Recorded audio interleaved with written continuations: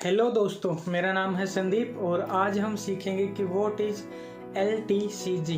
LTCG का मतलब क्या होता है, LTCG लागू कब होता है और क्या क्या कंडीशंस होती हैं LTCG की।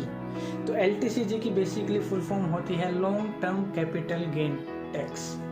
Long term capital gain tax, इसको हम कैसे समझेंगे कि मैंने एक शेयर लिया था, मान लो मैंने रिलायंस का शेयर लिया था 2020 के अंदर।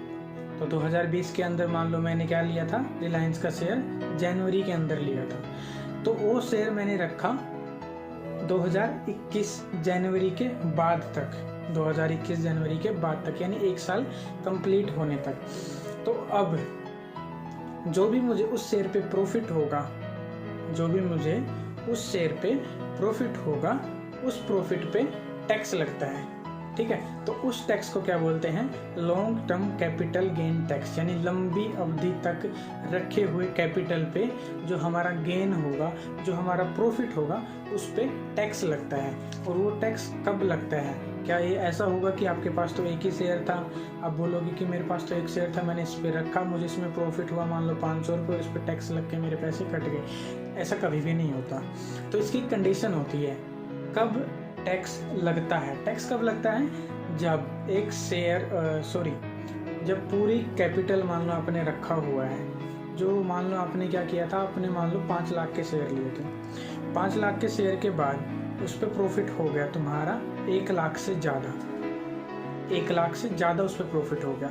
तो 1 लाख से ज़्यादा जितना भी प्रॉफिट होगा, मान लो आपका प्रॉफिट हुआ 1,40,000, तो 1,40,000 पे टैक्स लगेगा।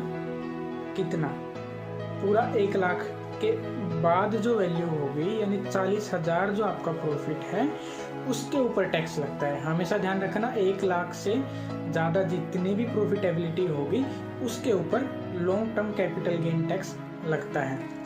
तो यानी अगर आप बड़े इन्वेस्टर हो तो अलग बात है, लेकिन आप छोटे इन्वेस्टर हो तो आपको इस LTCG टैक्स से डरने की ज़रूरत बिल्कुल भी नहीं है। ठीक है, तो ये होता है long term capital gain tax. I hope आपको समझ आ गया होगा। कोई भी डाउट है आप कमेंट बॉक्स में डाल सकते हैं। आई होप मैं उसको अच्छे से क्लियर करूँगा। थैंक यू वेरी मच अपना टाइम देने के लिए। All the very best.